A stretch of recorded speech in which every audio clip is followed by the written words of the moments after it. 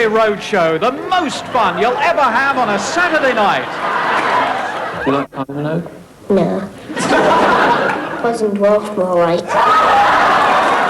The Roadshow, the home of the Gotcha Oscars. There was a naked man underneath the table. And who's next for the Gunge Tank? Mary Whitehouse. And tonight, it's liftoff for the first ever British astronaut.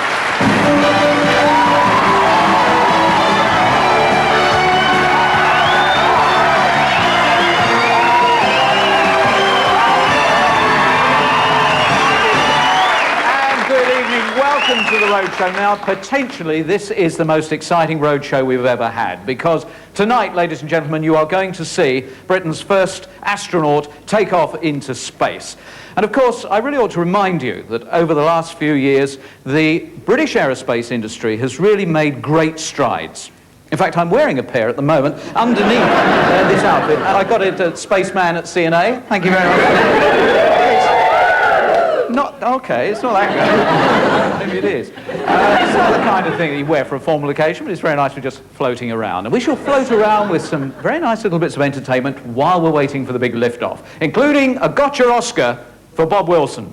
So exactly how will they be stopping the car thief from getting into any car they choose?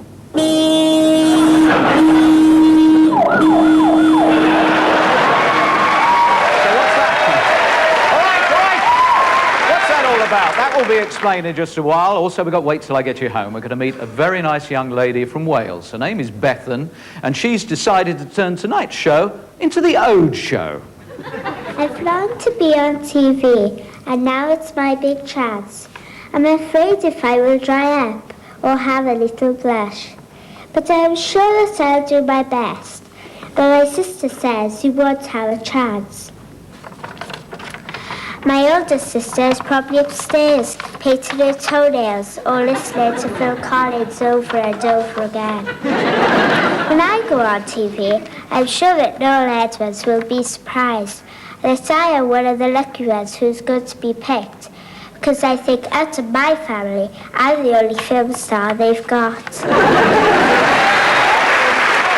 me, Bethan is quite delightful, and we'll learn a lot more about her and her family and her dad and the sort of things that he gets up to. And tonight I hope we will learn where the British astronaut is going, because it's a big secret at the moment. So far we've been able to glean that he might be on his way to the Milky Way, because you can land there between meals. And we're hoping to give the answer to the question, does Captain Kirk like all of Mr. Spock's ears, or only up to a point?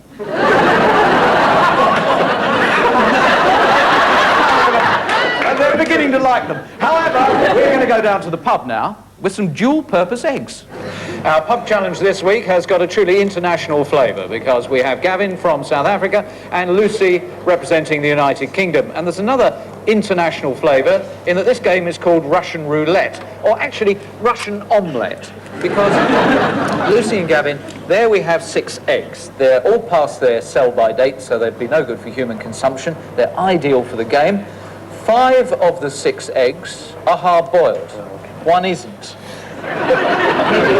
And now you see why we call it Russian roulette. Which hand? Lucy? That one. Fine. Okay, you can go first.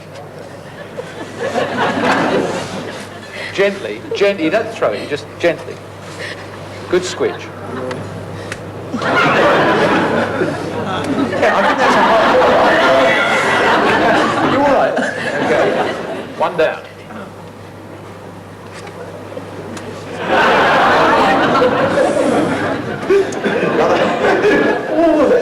Oh, the tension. Don't put it back.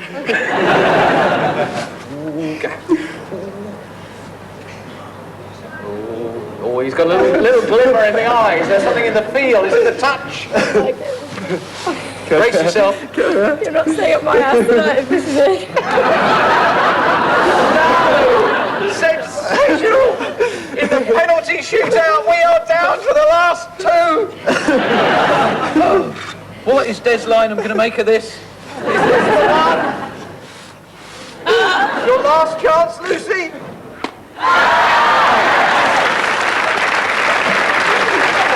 at least we can stay at her house tonight. All right, Tony. Would you like to put them out?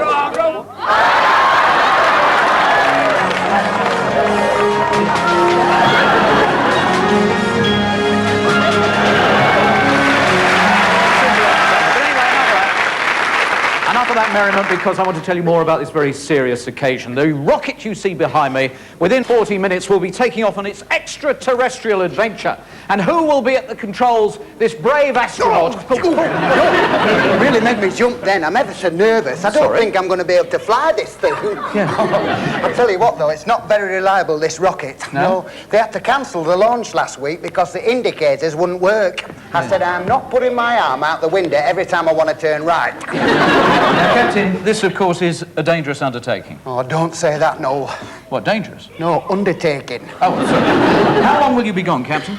Oh, how long now then? Just let me think. Probably 4, no, not 4, 8, was it 8? No, 6. It should have been 32, but 9 of them didn't turn up, so that makes it 114 years. No, when I get back, everybody's going to be dead. Will that worry you? No, because I come from Leeds anyway. And it's so dangerous here that one of our lads this morning had 500 stitches on his face. Really? He had his balaclava on backwards. But if it's this dangerous, why did you volunteer? Well, I'm fed up. There's a family moved in next door to me and they've got 12 kids and they patted my dog to death last week. I'll tell you something else. Last night, my budgie was nearly killed. Oh, no. I got home, he was laid in the bottom of the cage, on his back, with his wings wide open. He said, Billy, who moved that ladder? Yeah, anyway, what's the purpose of the mission, then? I'm going to single-handedly populate the planet of Zanussi. You can't do that on your own. I know, I'm not stupid. My mum told me all about the birds and the bees. How are you going to do it, then? I'm going to take my budgie with me. You see, he's never flown before.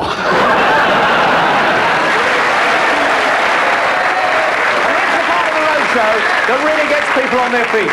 Because they go running out of the house. It's time for the lyric game!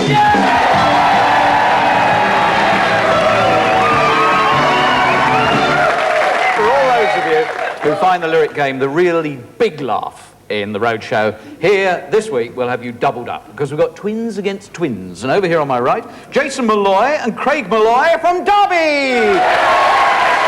Up first, a few important facts and details. Jason is 90 minutes older than Craig and therefore more dominant. He's a decorator by trade and does a lovely skirting board. So will this be a flawless performance tonight? Craig is 90 minutes younger than Jason, and his idea of a great night out is a sociable drink followed by a stinking good curry. I hope you don't do one of those here tonight. His nickname is Chimp because of his cute little face. Yes, I'd like to apologise to all chimpanzees watching him. He's got 2 false front teeth and recently lost them in the swimming pool. Deep end? Yeah. Well, you would depend on your teeth, really, wouldn't you? Loss of teeth can dent your pride. Over here, more twins. Humi Webb and Sondra Charlesworth. Humi is 5 minutes older than her sister Sondra. She wants to be a sound engineer and work with our lovely crew. Right. Do you want her, gentlemen? Yeah.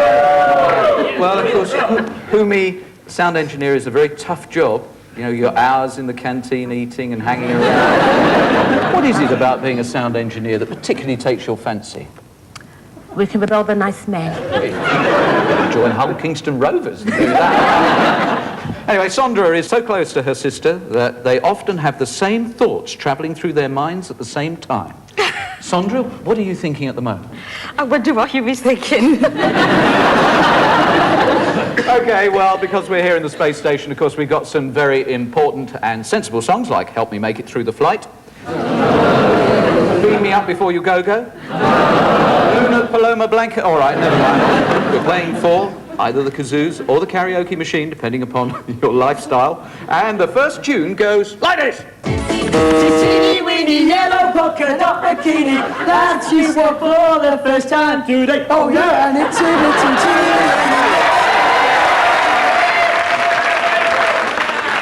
An impressive start for the chap. Second tune.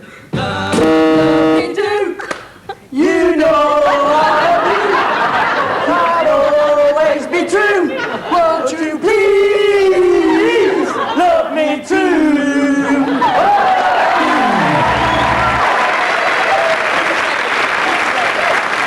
Oh, this could be good if the cheeky chappies get it. Go. That's the circus. Off she went to the hub of the tramp, tramp, tramp, tramp. Oh, You learn something of this. I didn't know Donald Trump went out with Nelly the elephant, but anyway, on we go with a very appropriate tune. to Major Tom. Ground control to Major Tom. Check your diction and put your helmet on. We've got the lyrics wrong. But there's another tune coming, so who knows? Go. Said you can't hurry love, no, you just have to wait. She said love don't come easy, it's a game of give and take. How long must I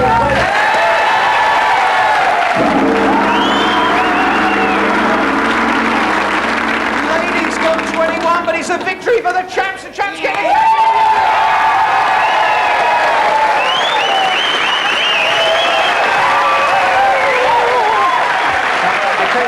I'll tell you this.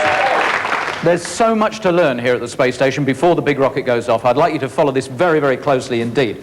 This is the solar system. Right, all right. This is a total eclipse of the sun. If you don't like that, shooting star. Now, this is no ordinary astronaut. In fact, it's a cosmonaut there. The space rocket has got one of these.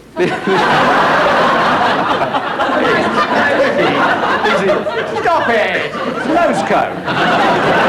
Just had a bit of a cold. Now, not often seen, a moon buggy. Luckily, if you thought that was bad, have you any idea what that is? That's alien presence.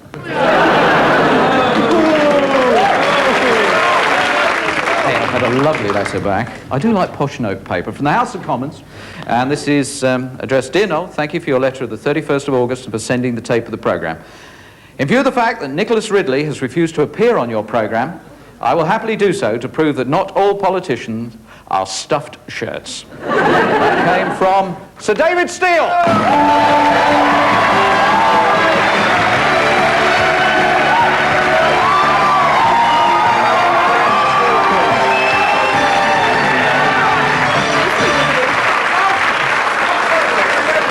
We've had some amazing characters around the Gunge tank in the last few weeks. Yes.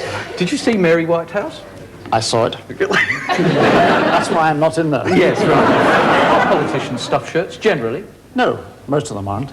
You do have to do a lot of strange things, though. I mean, politicians traditionally kiss babies and all that sort of thing. I mean, have you now ascended to the lowest of the low by sitting next to this tank? No, I think the worst I ever did was take part in a televised charity football match along with a lot of fellow wimps, television presenters and actors and politicians and so on, against a team of professional football players. We thought it was fun, they took it seriously, so we were not only massacred, but black and blue for weeks afterwards. I got called out by that, actually. Now, I have to ask, of course, of all your colleagues in the House, I mean, who would you most... It's a secret. I mean, we won't go any further in it. Who would you most like to put in the Gunge tank? Well, I won't tell you because I'm sure she wouldn't agree.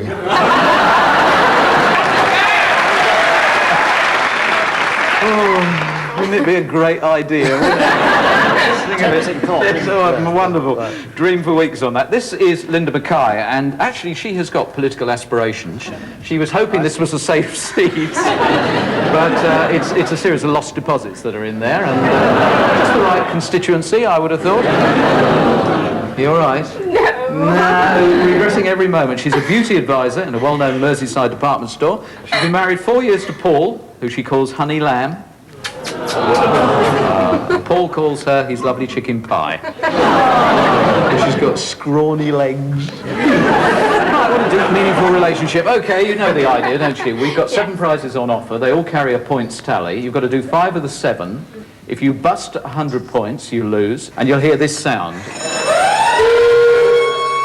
So So what are you going to go for? I'll go for the pocket TV, please. Right. We're doing Dickensian characters tonight, and we will start the time now. It rhymes with bleat, and it means you look smart. Neat. Yes. Her and Him. what are those? The red one. You're wearing it. Tie. Yeah. Tiny Tim. Tiny Tim. Right. Crystal Moon. Yeah. You huff and huff. Blow. Yes. Another word for a policeman. It's short American version of it. Rhymes with hop. Hop, hop, hop. Yes. If you've eaten something yesterday, you hop away. Rhymes with head. You would have.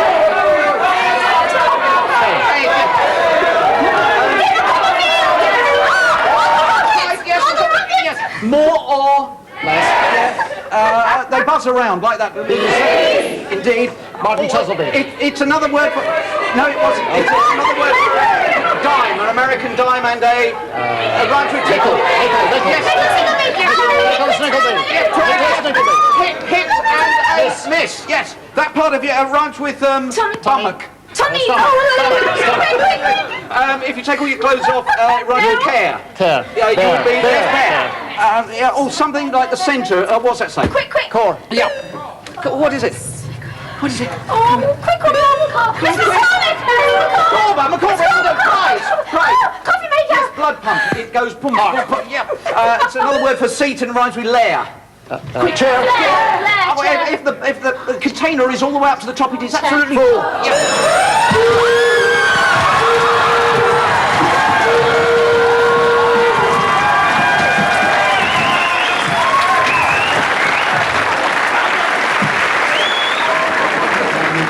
Time because you took it so long on that Macabre one. That was naughty, wasn't it, Linda? Yes, of course. Now, what about saying a nice big thank you to Sir David for helping? Thank you. The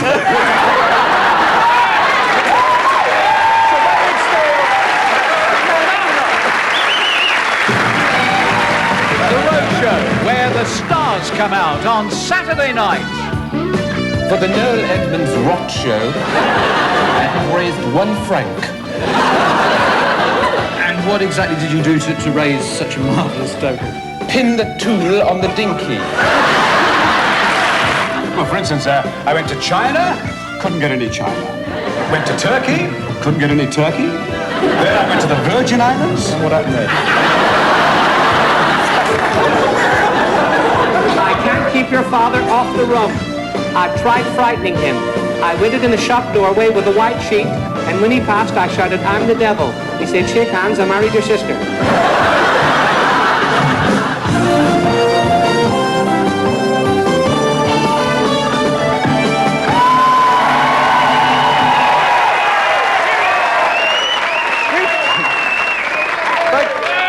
The marketplace of BBC TV now. This is, forget points of view, this is where it's at. If you've got a view, it's something you want to sell, bit of information, the club notice board. The Mudslingers Club and Liquid Fertiliser Juggling Society, they're having a dirty weekend. That sounds like a lot of fun. Then the Lousy Mathematicians Football League. Barnet beat Eltham 3-3. Now there's a debate, and we all like a good debate, don't we? The Anti-Vegetarian Society. If lettuce is so good for you, how come caterpillars only live for a month? If you're into motoring, if you're a club member and you like motoring, the slow drivers section, why do we have bank holidays on days when the roads are busy? It's a very good point, and it's a point that I've often cogitated on myself. From Dunstall's Harlow in Essex, Kimberly Hurst is age 7 and she writes, "When I watched Telly Addicts, I recognised you from the Saturday Roadshow. I said to my mum, I know that man, it's Old Lemons." Thank you very much, Kimberly. Another very nice letter has come in from someone who claims to be anonymous in Derbyshire. Good idea, that, I thought. It's very hard for me to even write this down, but my claim to shame is, wait for it, I watch and enjoy the Noel Edmonds Saturday Roadshow. Another claim to shame here. I haven't resigned from the Thatcher government. Yeah. Thank you, John. And an anonymous one here, and a very sad one from Brenda Wilson. My claim to shame is I stole some savoury-flavoured fertility pills, and I've just given birth to twiglets. My claim to shame is I played snooker with Sooty, and I used him as a pocket. Well, do keep sending your letters in, please, because we're collecting the stamps. Now, a lot of people wanted to know what's happened to Len Scupper. You must remember Len Scupper. He was chairman of the Roadshow Video Club, and then he actually got a job at the BBC as a top cameraman. You must remember Len Scupper. I'm running into the hospital now. I only hope we get there on time. Oh.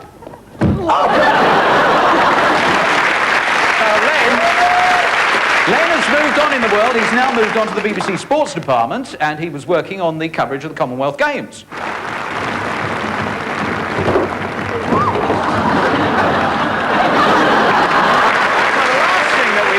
Was that dear old Len Scupper is helping out in the drama department.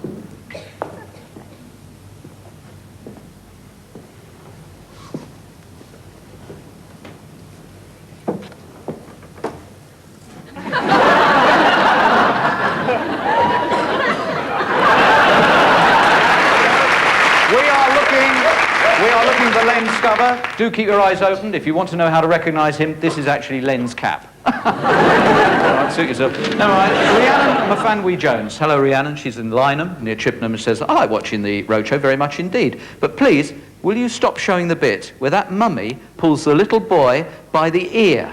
Because I think it's very cruel and not very nice at all. Rhiannon, close your eyes, here it comes.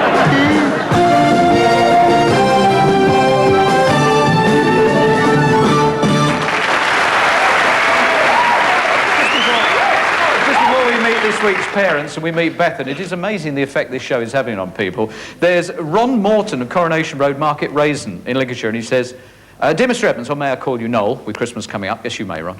My wife and I have no children. We therefore cannot enter your wait till I get you home slot. I feel it's really unfair. Please send me a computer as a consolation. Ian and Sue Griffiths!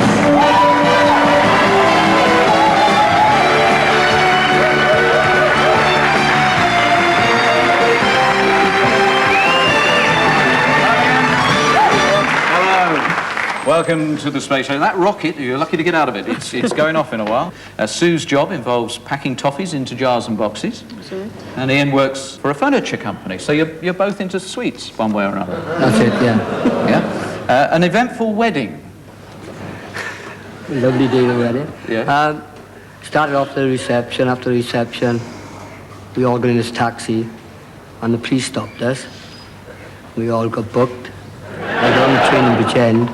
When I met an old friend going back to the army, we had a few, and time we got to Paddington, she with the 2 cases, I was on the trolley with the porter. There was no hotel to go to, that's the end of that. You carried him all the way to the hotel, along with the luggage? We carried him, yes. Yeah. And then Took him with rain. he passed out on your honeymoon night? Yes, yeah. that's right. It's been the same ever since. We're going to start off by playing for the model Sputnik. It's a bit like our audience. It comes round every 8 minutes or so. Now, I wanted to find out whether or not Mum likes Dad.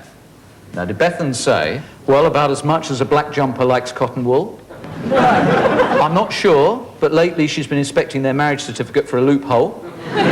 Sometimes. Or something else. Sometimes. Sometimes. Does she like your dad? Sometimes. Sometimes. When doesn't she like him? When he gets drunk. How do you know when he's drunk?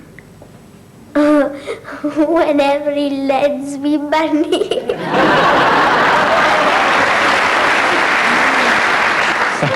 So I thought, the conversation was going so well, so I thought it'd be a good idea to ask Bethan, does Mum actually love him?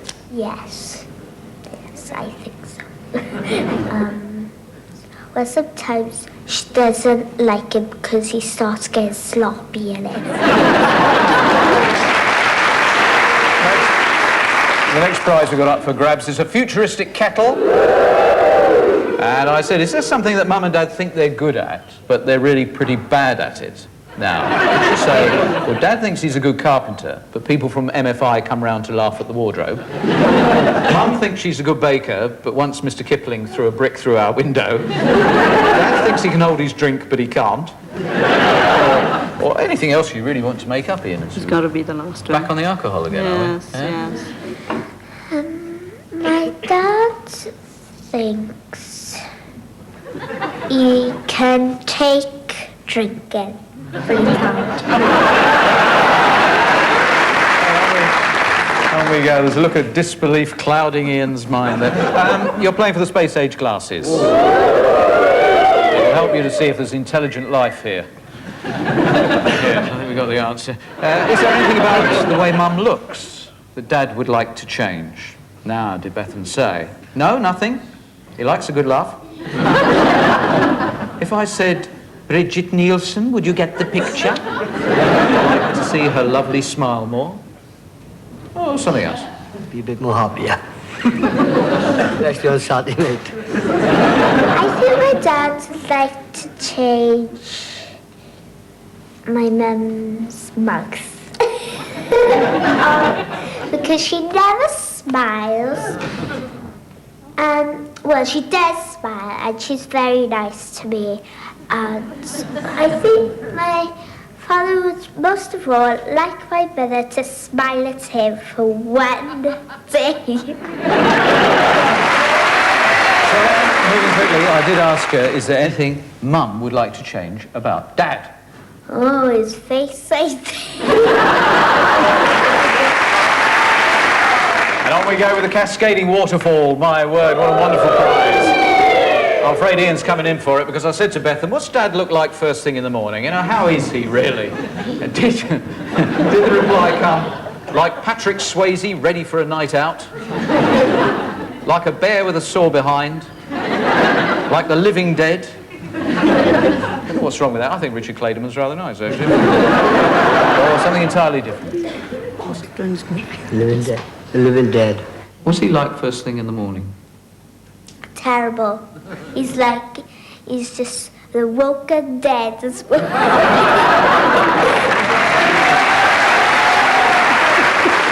Vivid imagination or a grain of truth? Bit of both. Both, I think. Yeah, good. Ghetto blaster now. Dodgy ground again. What's the funniest thing that Dad has ever done? Now, did Bethan say, well, he was putting on some Grecian 2000 and he fell in the barrel? Or he went up onto the roof to watch satellite TV? Or he stripped at the rugby club? Or something completely different to that? Rugby club. Rugby club. 40th birthday? Yeah. What's the funniest thing that your dad's ever done? Stripped off in the rugby club.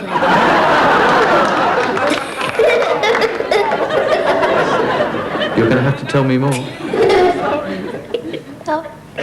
When it was his 40th birthday, my mum got this woman from Brunner and she made a cake for my daddy. And it had all nude women over it. And so one day, my father practically lives down at Rugby Club 6. His pride and glory down there. So when he took the cake down for him, he was surprised. And then all the boys in the Rugby Club started pinching the nude woman off the cake. Is this a real one? No. The nude woman off the cake. Well, going up to them and going, whoop. Yeah,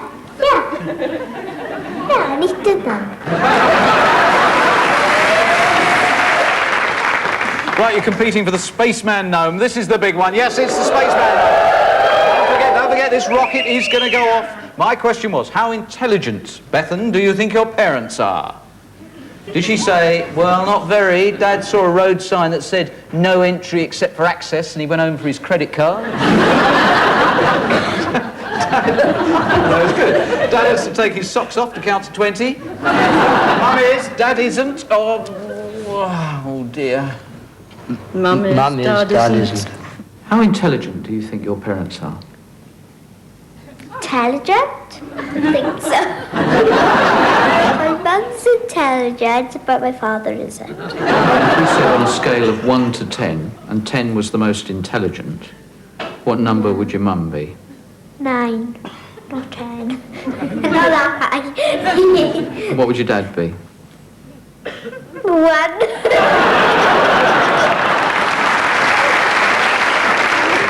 I think we better meet Bethan. I'm going to shift the blame. Here she is, Bethan!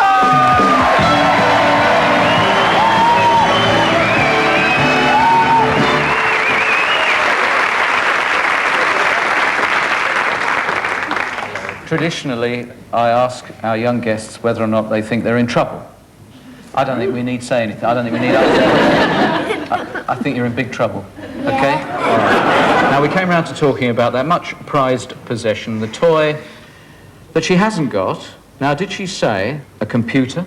Did she say, Noel, I've had a lovely day. Just being here has been enough? Did she say, please, just don't leave me alone with them? Or did she say something entirely different? It's got to be a computer. It's got to be a computer. It's got to be. Do you know those kinds of computers where you write all those stories on? I would love one of them.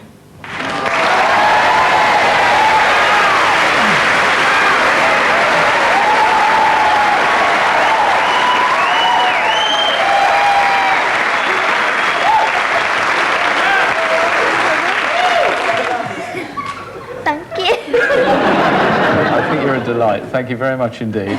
I hope you don't get into trouble when you go home. Absolutely marvellous. Ian, Sue and Bethan, thank you very much indeed. Very good.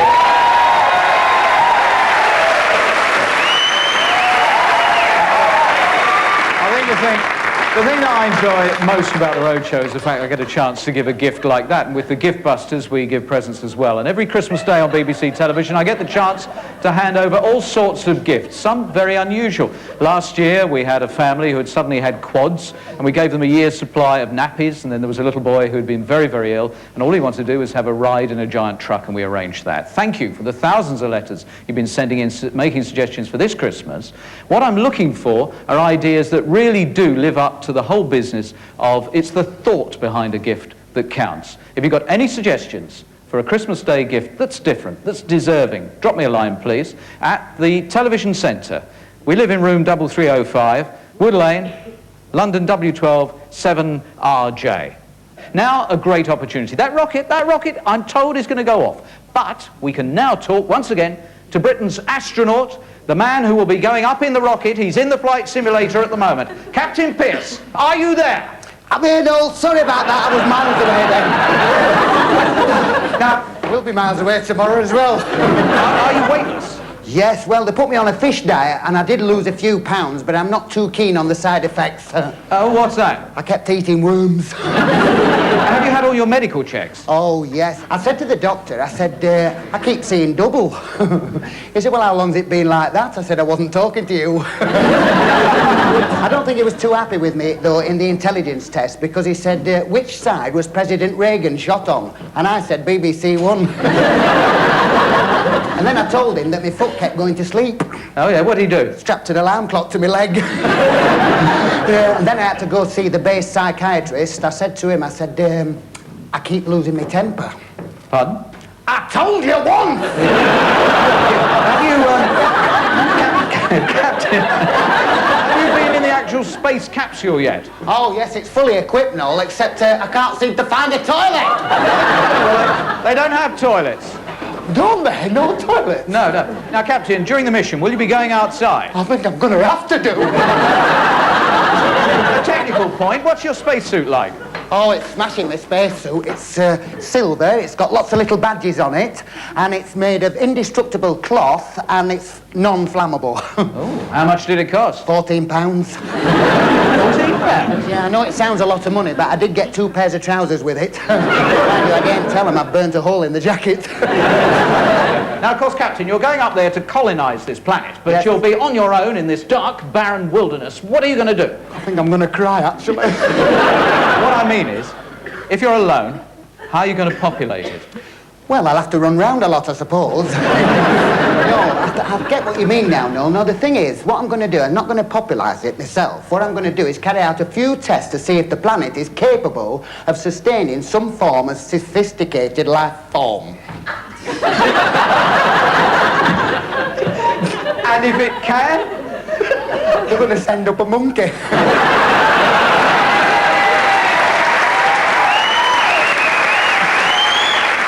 And so, we move on to the point where we welcome the newest member of our Gotcha Oscar Hall of Fame, Bob Wilson.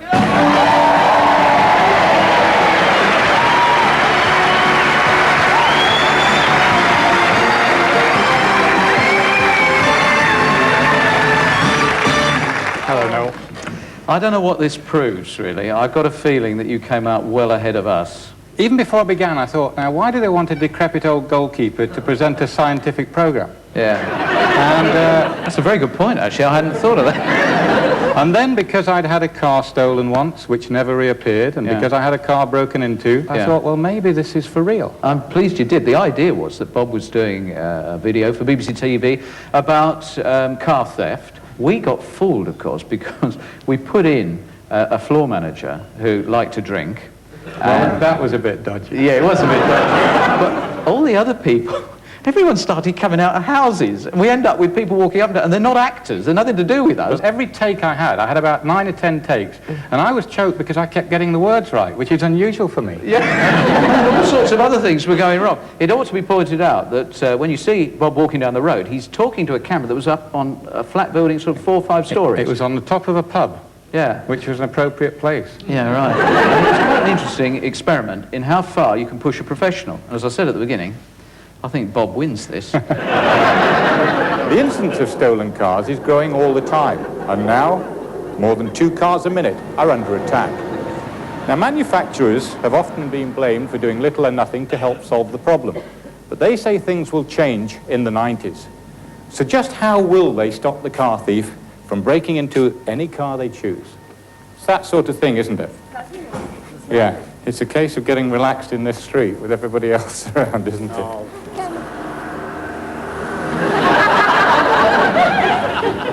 Are you going to rehearse first, or is this a take?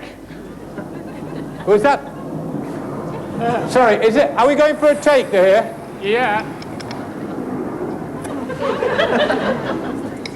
Okay. Sorry, did he tell you that? Sorry to disturb you here. It's okay. But they say things will change in the 90s. So exactly how will they stop the car thief from breaking into...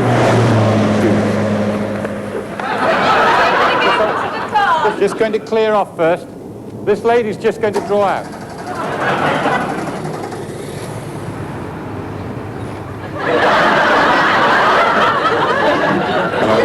How are you? Obviously, hold it. Hold it. The incidence of stolen cars is growing all the time, and now more than 2 cars a minute are actually under attack.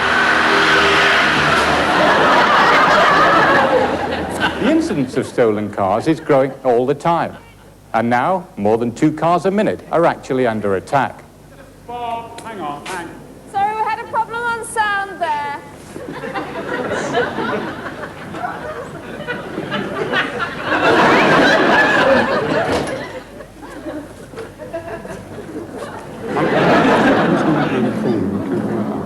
Oh, okay. To hold.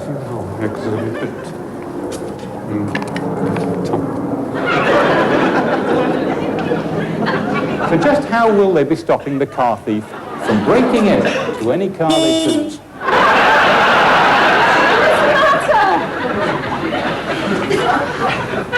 What's the problem? There was no problem except when the alarm went off. Leave it. Can we just go quickly for another take? Now, manufacturers have been criticised for doing little or nothing to help solve the problem. But they say things will change in the 90s. So exactly how will they be stopping the car thief from getting into any car they choose? We're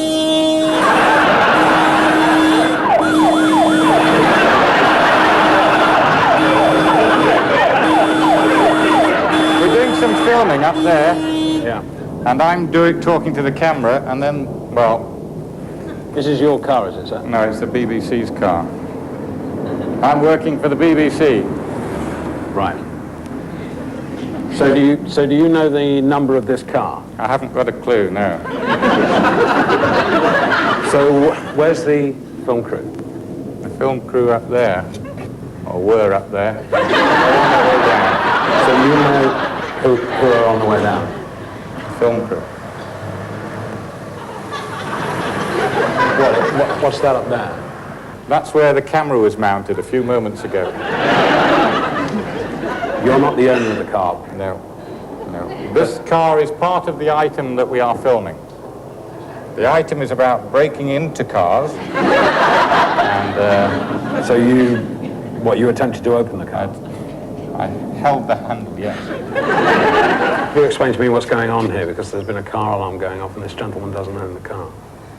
Yeah, I'm sorry. It was a mistake with this is Bob Wilson. Okay, sorry to bother. That's okay. I'm sorry. It was a lovely take apart from the car alarm. Well, it's about take 220 now. We're a bit short of time. We better get off to the next occasion. I'm on my way to see a brand new prototype that's almost as individual as a fingerprint.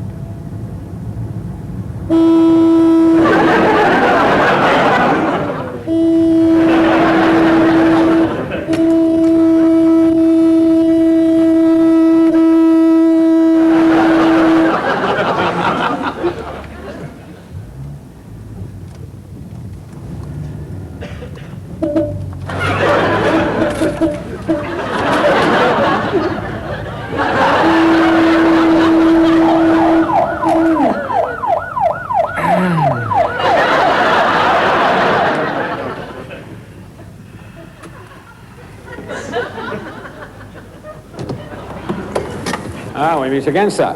What is it you're trying to do, sir? I'm trying. If you'll see there, you'll see a little camera. What are these, sir? That's the script I'm trying to remember. So have you been reading that? No. What's it all about? You know this guy.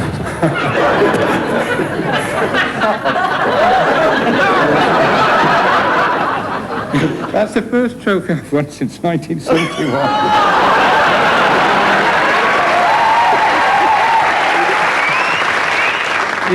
You did win because we were chasing you up and down through that park, you know. We kept losing you and the traffic was heavy and we couldn't get in behind you and stop you and... I will remember that script to my dying day. Cars of all shapes, sizes and value, and now they're... Oh, yeah. Bob Wilson. Bob, thank you very much.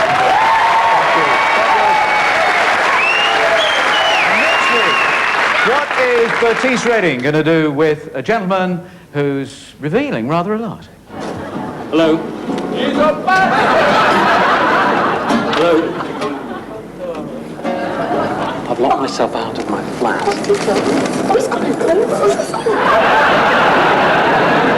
That Bertice Redding is a gotcha Oscar that you must not miss next week. Now, Captain Pearce, tell me something, what is this equipment actually used for? Well, this is a scale model of the rocket that we use for testing G-forces. Oh, I see. And how do you go about testing G-forces? Well, I just light the blue touch paper and then you experience the G-forces. Tell me, what are G-forces? Oh,